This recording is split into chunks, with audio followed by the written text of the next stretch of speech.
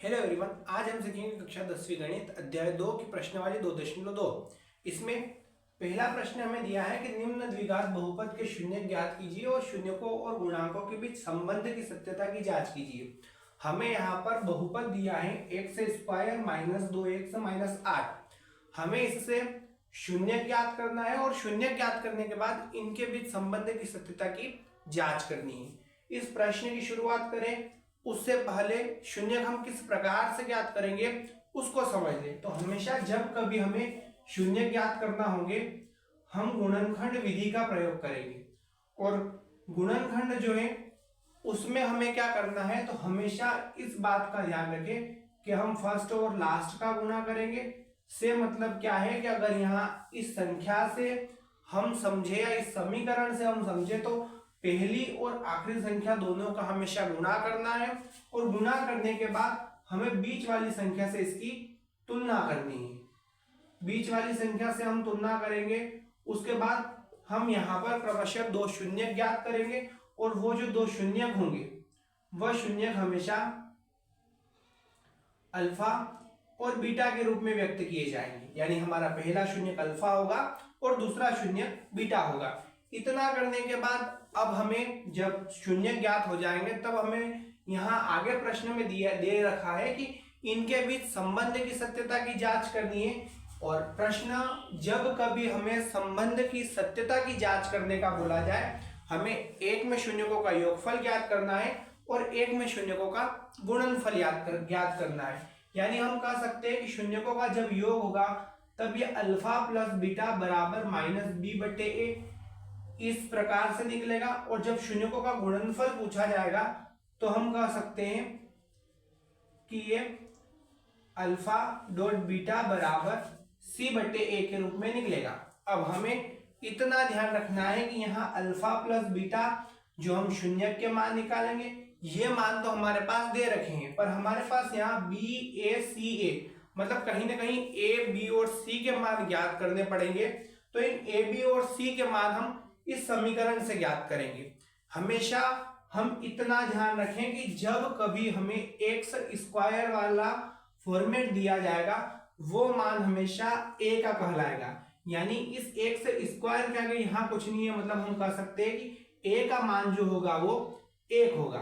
फिर इसी प्रकार से माइनस का 2x दे रखा है, तो जब कभी स्क्वायर वाले को छोड़कर रेखिक बहुपद या रेखिक कोई पद होगा उस रेखिक पद का मान हमेशा b का मान होगा। यानी हम कह सकते हैं कि b के बराबर हो जाएगा -2 और c हमेशा संख्यात्मक रूप में व्यक्त किया जाएगा। यानी यहाँ दे रखा -8 तो हम कह देंगे कि -8 जो है वो मान होगा c का।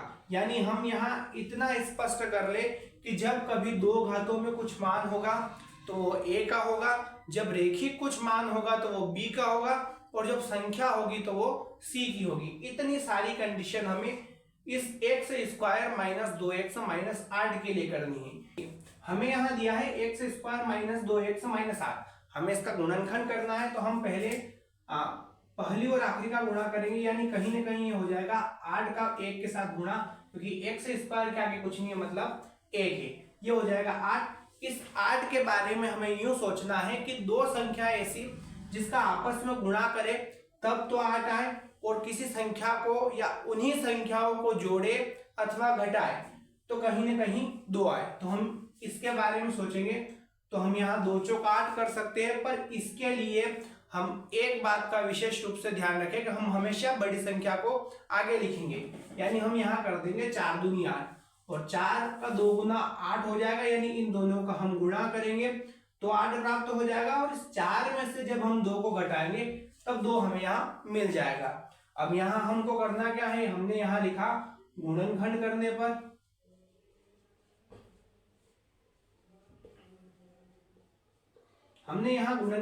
पर लिखने के बाद यहाँ x² ऐसा का ऐसा उतरेगा, ये माइनस भी ऐसा का ऐसा उतरेगा। हमें केवल और केवल इस 2x की जगह मान को परिवर्तित करना है। यहाँ पीछे जो है दे रखा है वो -8। अब हमें 4 और 2 के बारे में सोचना है कि हम 4 में से 2 घटाएंगे तब जाके यहाँ कहीं ना कहीं 2 आएंगे। तो हमने यहाँ लिख दिया इसको 4 - 2 और इस 2 के साथ चल रहा था x।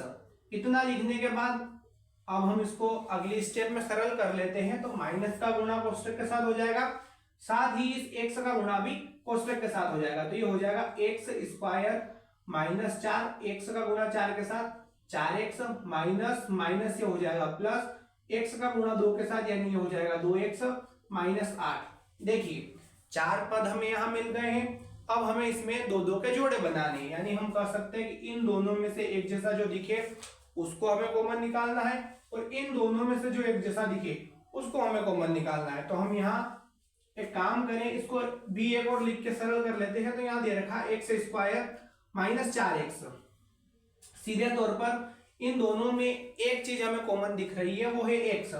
तो हमने यहाँ लिखा x, फिर यहाँ बचा है x माइनस यहाँ बचा है 4। अगर हम ऐसे सरल नहीं कर पाए तो हमने यहाँ इसीलिए इसको लिखा। एक्स स्क्वायर का मतलब होता है कि x जो है वो 2 बार है, बीच में दे रखा है माइनस, फिर यहाँ दे रखा है 4, और 4 और x के बीच में कोई चिन्ह नहीं है, मतलब गुणा है। इन दोनों में जो एक जैसा दिख रहा है हम उसको बाहर निकाल लेते हैं। तो यहाँ x को हमने निकाल लिया बाहर, यहाँ बचा है x, बीच में है माइनस, यहाँ बचा है 4।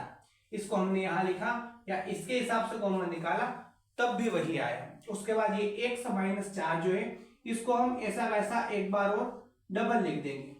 अब हमें करना क्या है, इस x माइनस 4 की तुलना पहले इससे ऊपर वाले दूसरे पद से करनी है, यानी इस 2x माइनस 8 से इसकी तुलना करनी है। तो ये होगा क्या, यहाँ x के आगे कुछ नहीं है, जबकि यहाँ x के आगे 2 है, यहाँ 4 है, जबकि यहाँ 8 है, यानी कहीं न कहीं इस पद का 2 गुना ऊपर है। तो हम एक काम करें, इसको पहले संतुलित अवस्था में लाके छोड़ दे। तो हमने यहाँ लिखा 2, यहाँ प्लस है तो यहाँ भी प्लस है, यहाँ माइनस है तो यहाँ भी माइनस है। हमें चिन्ह में किसी प्रकार का कोई परिवर्तन नहीं करना है, और जब कभी चिन्ह में कोई परिवर्तन नहीं होगा हमेशा हम प्लस का चिन्ह लगा देंगे। तो हमने यहाँ लगा दिया प्लस। अब दोनों में एक जैसा जो निकल कर आया है या 2 बार जो निकल कर आया है उसे एक बार और आगे लिख देंगे, यानी ये हो जाएगा x माइनस 4 और यहाँ हो जाएगा x प्लस 2। हमें इससे शून्यकों की संख्या को ज्ञात कर लेना है। तो हम यहाँ लिखेंगे यदि x माइनस 4 बराबर 0 हो तो ये हो जाएगा x बराबर माइनस का 4 बराबर से इधर आके हो जाएगा प्लस का। तो पहला जो मान हमेशा निकल कर आएगा वो अल्फा का निकल कर आएगा, यानी हमारे पास अल्फा के रूप में एक शून्य आ गया है जो कि है 4। फिर हम x प्लस 2 के बराबर 0 रख के देख ले। तो हमने यहाँ लिखा यदि x प्लस 2 बराबर 0 हो तो, अब यहां भी हमें करना क्या है कि x प्लस का 2 बराबर से इधर आके हो जाएगा माइनस का 2। तो हमने माइनस का 2 लिख दिया, और हम बीटा के बराबर कर सकते हैं कि ये हो जाएगा माइनस का 2, यानी दूसरा शून्यक हमारे पास निकल कर आया है माइनस का 2। हम इसकी संबंध की जांच कर लें या इन शून्यकों के संबंध की सत्यता की अगर हम जांच करें तो हमें पता है कि शून्यकों का योग हमें निकालना है और शून्यकों का गुणनफल हमें निकालना है। तो हम शून्यकों का योग और गुणनफल निकालने से पहले यहां लिखते हैं जांच। शुरुआत हम करेंगे शून्यकों के योग से, शून्यकों का योग। तो इसके लिए सूत्र होता है अल्फा प्लस बीटा बराबर माइनस बी बटे ए। अल्फा और बीटा के मान हमारे पास क्रमशः दे रखे हैं, ए बी के मान हमारे पास नहीं है, तो इससे ऊपर हम ए बी सी के मान लिख देते हैं। अभी कुछ समय पहले हमने चर्चा की कि जिसका स्क्वायर होगा वो मान हमेशा ए का होगा, यानी इस एक्स का स्क्वायर है, इसके आगे कुछ नहीं मतलब एक है। तो हम कह सकते हैं जहां ए बराबर हमारा हो गया 1, बी रेखिक बहुपद जहां होगा वो हमारा b का मान होगा, यानी माइनस 2x दे रखा तो हमने लिख दिया b बराबर माइनस 2, और c बराबर संख्या जहां होगी वो c का मान होगा, यानी c का मान यहां निकल कर आ गया है माइनस 8।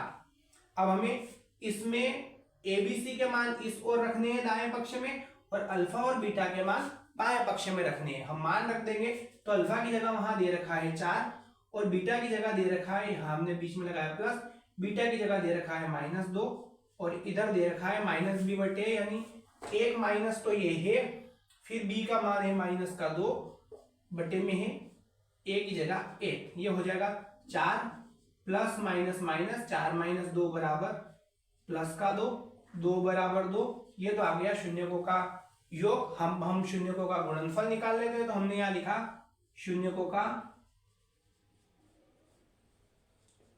गुणनफल, और शून्यकों का गुणनफल जो है वो होता है अल्फा डॉट बीटा बराबर सी बटे ए। हमारे पास अल्फा और बीटा के मान पहले से ही निकल के आए हैं। 4 डॉट का मतलब होता है गुणा, बीटा का मान यहाँ दे रखा है -2, और सी का मान हमने अभी निकाला जो कि है -8, और ए का मान जो दे रखा है वो केवल और केवल ए। हम इसको सरल कर लेंगे तो ये हो जाएगा 4 दूनी 8, प्लस माइनस हो जाएंगे माइनस, और यहाँ बराबर में 1 का भाग 8 में देंगे, 8 बार ही जाएगा यानी -8।